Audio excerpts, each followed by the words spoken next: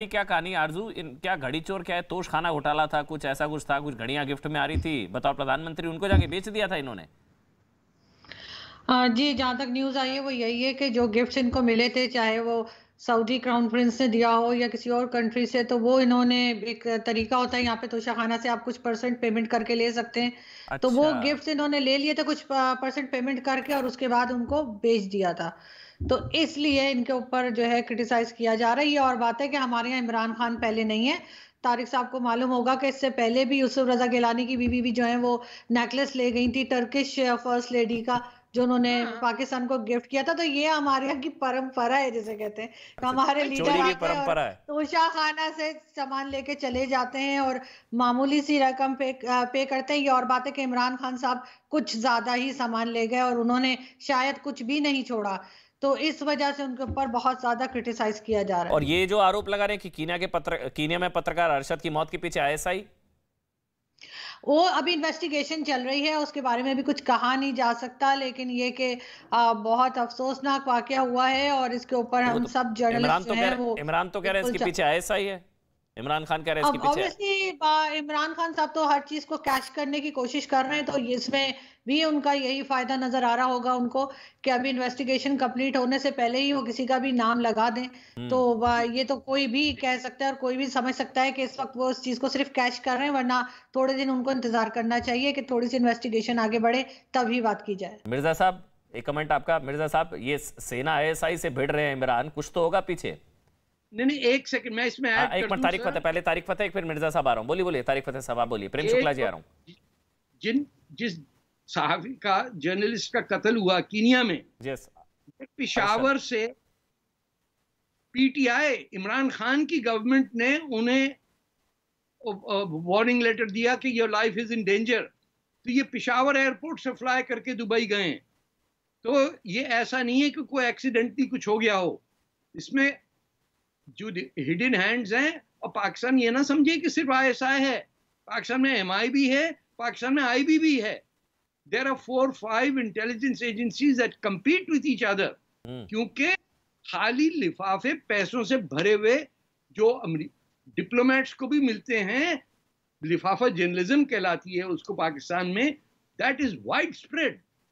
You will never hear an American diplomat ever criticize Pakistan. कभी सोचिए इस बात पे।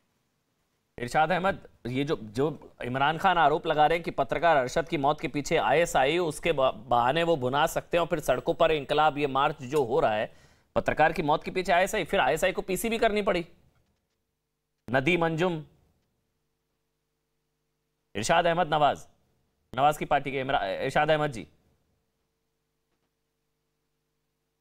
सर म्यूट है, अनम्यूट कर दीजिए, म्यूट है सर, म्यूट है सर। फिर मिर्जा साहब आ रहा हूं सर, अनम्यूट कर दीजिए, मैं वापस आपके पास आता हूं। लेकिन पहले मिर्जा, मैं अमजद आयू मिर्जा हैं, ब्रिटेन से मेरे साथ हैं, पीओके को लेकर आवाज उठाते हैं। मिर्जा साहब, इनका हाल भी नवाज वाला होगा या कुछ बदलाव ला पाएंगे? ये जो सड़कों पर तो लोग तो हैं कम से कम, और जब वो कह रहे हैं कि डीजी ऐसे तेरी पोल खोल दूंगा, पीछे से चेयर भी बहुत, शोर बहुत ज्यादा है। मिर्जा साहब देखिए, ये तो पार्टी है, हो रही है, और ये उस तरह का तो रेवोल्यूशन नहीं है जिस तरह का अवामी एक इनकलाब होता है जिसके नतीजे में रियासतों के तख्ते उल्टे जाते हैं और अवामी हुकूमतें बनती हैं। ये वो चीज नहीं है। नहीं है।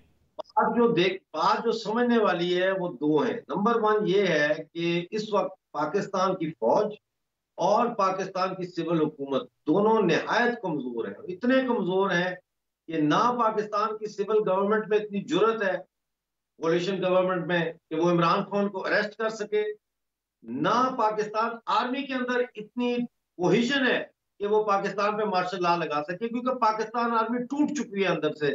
Pro Taliban faction, pro Imran Khan faction और प्रो बाजवा फैक्शन में। और आखिरी बात यह है कि जो जो अरशद शरीफ की आप बात कर रहे हैं, इसके ऊपर बड़ी डिटेल्ड वीडियो आप मेरे यूट्यूब चैनल पे देख सकते हैं।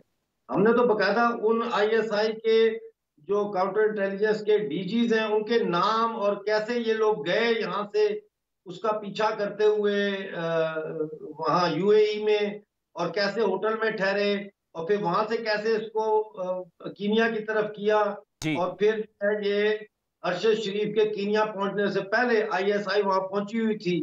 14 घंटे पहले। और फिर कैसे इन्होंने वहां के MQM के लोकल जो हैंडलर्स हैं, जो वहां के क्रिमिनल गैंग और पुलिस के साथ जुड़े हुए हैं, उनके थ्रू इनको मरवाया। मैंने तो नाम भी बता दिया था उस दिन, खुर्रम और वकार के। और वो आज जियो न्यूज उनके दरवाजे पे गई है, वो फैमिली वहां से माँ बाप वगैरह भाग गए, चले गए। तो हमें इसमें कोई शक शुबा नहीं है कि ये ISI ने कार्रवाई डाली है, और इसमें वो ARY के अब जो चीफ हैं, हेड हैं, उनको भी घसीटना चाहते हैं, रेगना चाहते हैं। और ये उसी तरह का कत्ल है जिस तरह का करीमा बलोच का किया गया। नहीं, लेकिन अब से पहले संभवतः कभी हुआ नहीं पाकिस्तान में कि कोई राजनीतिक दल का नेता सीधा सेना और ISI को इस तरह की चुनौती दे रहा हूं। वो जो तस्वीरें दिख रही हैं, अच्छा जब सड़कों पर उतरे घड़ी चोर के कैसे नारेबाजी हुई थी, वो एक बार वो वीडियो हम दिखा देते हैं। चोर चोर कैसे, वो जब इमरान खान सड़कों पर उतरे। फिर प्रेम शुक्ला जी आपके पास आ रहा हूं, ये देखिए।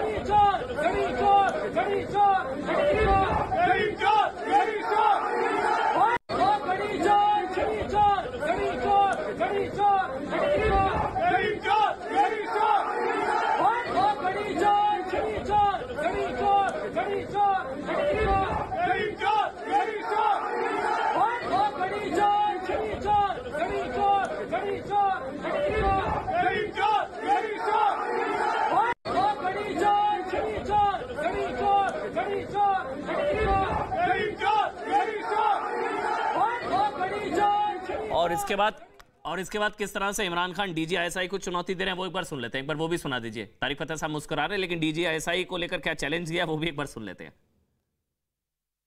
DG ISI कान खोल के सुन लो मेरे।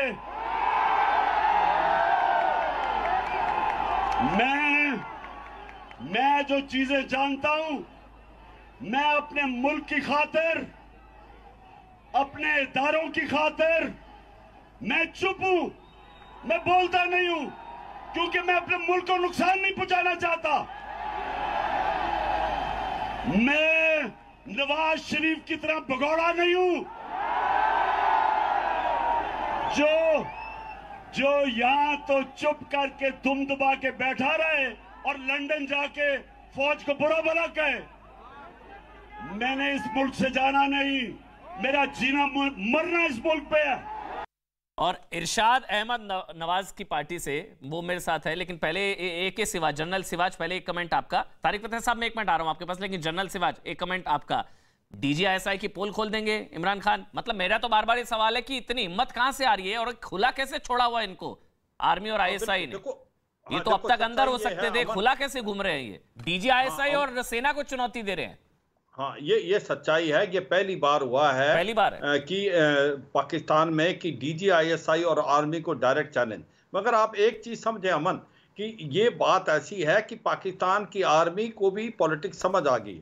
उसको पता है कि अगर डायरेक्ट इन्वॉल्वमेंट होगी, आप इमरजेंसी मार्शल लॉ ले आए तो आप ही फेल हो जाएंगे। अभी वो they enjoy all authority without responsibility. तो इसलिए पाकिस्तान की आर्मी कभी इन्वॉल्व नहीं करेगी, वो इसलिए अब पॉलिटिकल बोलती रहेगी। मगर जो इमरान खान ने तीर मारा है वो देखे कहाँ हिट कर रहा है। वो ये कर रहा है, इसका मतलब DG ISI को बोल रहा है कि आपकी हमें पोल खोल दूंगा। इसका मतलब वो कुछ ऐसी कार्रवाई करते हैं कि जो दूसरे देशों के खिलाफ है या अपने माइनॉरिटीज या अपने देश के खिलाफ है। इशारा देखें उसको, इशारा ही बहुत बड़ी चीज है। तो मेरा मतलब यह है कि आज की तारीख में इमरान खान ने डायरेक्ट एक प्रकार चैलेंज किया है DG ISI और पाकिस्तान आर्मी को। अब ये किस मोड़ जाएगा ये वक्त ही बताएगा, मगर ये ऐसा आज तक हुआ नहीं था। और मुझे लगता है कि अब जो सिचुएशन है वो बहुत ज्यादा एक चीज बहुत है, ये शहबाज शरीफ अमेरिका की तरफ झुके हुए हैं, इसमें कोई शक नहीं। एक मिनट रुकिए सर, जनरल सिवाज, एक मिनट, तारिक फतेह जिसका भी जिक्र जनरल सिवाज कर रहे हैं, एक मिनट सर, जनरल सिवाज ये आप दूसरा पॉइंट, लेकिन पहला पॉइंट वो इंपॉर्टेंट है। तारिक फतेह ये जो कह रहे DG ISI की पोल खोल देंगे, क्या पोल होगी? ये ना भारत के खिलाफ जो जिहाद छेड़ा हुआ है वहां के आतंकवादियों ने, और क्या होगा? नहीं सर, इतने सोफिस्टिकेशन में मत जाएं। ये बस ये बता देंगे कि कितना करोड़ कैश कहां छपा, कहां पैदा हुआ और किसके बैंक अकाउंट में गया। इसके अलावा पाकिस्तान में और कोई खेल नहीं है सर। आप ज्यादा क्रेडिट दे रहे हैं, वहां सिर्फ पैसा, कैश, कौन बिकता है, कौन खरीदता है, ये है। आप ज्यादा क्रेडिट ना दें इनको, इतनी अकल नहीं है इन लोगों में। पता नहीं, जब आप बोलते हैं, जो आरजू मुस्कुराती है, उनको लगता है एकदम पोल खोल देते हैं आप और सच बोल देते हैं। आरजू काज़मी सीने जलने से पाकिस्तान से बैठी है ना, मैं तो कह सकता हूँ ना यहाँ जी। आरजू जी भी कहती है, खुलकर कहती है आरजू जी। क्या गलत कह रहे हैं तारिक फतेह, आरजू काज़मी? नहीं, मेरे ख्याल से काफी हद तक बिल्कुल सर ठीक कह रहे हैं। और एक चीज मैं यहाँ जरूर मेंशन करूंगी कि ये बात तो सभी को मालूम है कि कितनी करप्शन जो है वो आर्मी के अंदर भी है और कितना पैसा आर्मी भी बाहर ले जाती है। ये कोई ढकी छुपी बात नहीं है। मुझे समझ नहीं आ रही इमरान खान किस बात के लिए नारे लगा रहे हैं कि वो कौन सी नई पोल खोलने वाले हैं। ये जरूर है कि 2 दिन पहले जो ब्लंडर हमने देखा, जो इमरान खान की पार्टी के एक आए थे नेता और फैसल वावडा, और उन्होंने आके प्रेस कॉन्फ्रेंस की थी, वो स्क्रिप्ट जिसने लिखा था, मेरे ख्याल है तारिक साहब जरूर मानेंगे कि वो जरूर कोई अनाड़ी आदमी था। क्योंकि इमरान खान जो है वो टीवी पर नहीं आ सकते, उनकी लाइव कवरेज की इजाजत नहीं है। और इमरान खान की पार्टी के जो नेता आके बात कर रहे थे फैसल वावडा, उनको पीटीवी यानी कि पाकिस्तान का जो सरकारी टीवी है वो तक दिखा रहा था लाइव। तो उसी से पता लग रहा था कि स्क्रिप्ट कहाँ से लिखकर आई है और क्या कुछ हो रहा है। तो ये चीजें अब लोगों को समझ आनी शुरू हो गई है। इसलिए मेरा नहीं ख्याल कि इमरान खान के पास कोई ऐसी नई बात होगी जिसके लिए वो आईएसआई को जो है वो तड़ियां लगा रहे हैं। इनको खुला कैसे छोड़ा हुआ है? सेना और आईएसआई को चैलेंज करके भी ये खुला घूम रहे हैं सर। वो इसलिए कि आर्मी का एक हिस्सा बीबी इमरान खान के साथ है, चाहे वो रिटायर्ड फौजी हो, वो उनके साथ प्रेस कॉन्फ्रेंसेस इमरान खान के हक में कर रहे हैं। एक बहुत बड़ा हिस्सा आर्मी का अभी भी इमरान खान के साथ है। जब भी तो ये आईएसआई चीफ के लिए जो डीजी आईएसआई आए हैं उनके लिए साइन नहीं कर रहे थे। 2 महीने इन्होंने लगा दिए थे, सिग्नेचर नहीं कर रहे थे इमरान खान। ये जनरल जो नदीम अफजल थे उनके ऊपर, नदीम अंजुम साहब के ऊपर वो साइन नहीं कर रहे थे इमरान खान कि इनको लाया जाए, इसलिए कि उसमें उन्होंने कुछ किया हो ना किया हो। नई बात ये की है कि फौज के अंदर डिवीजन कर दी है, फौज के अंदर कुछ लोग अपनी साइड पे कर लिए, इस वजह से उनको कोई कुछ नहीं कर रहा। वरना तो इससे 10% भी किसी ने कुछ बोला होता ना तो उठा के ले गई होती आर्मी। और मोदी भक्ति क्यों? वो प्रेम शुक्ला जी के पास जाऊंगा, लेकिन मोदी भक्ति अचानक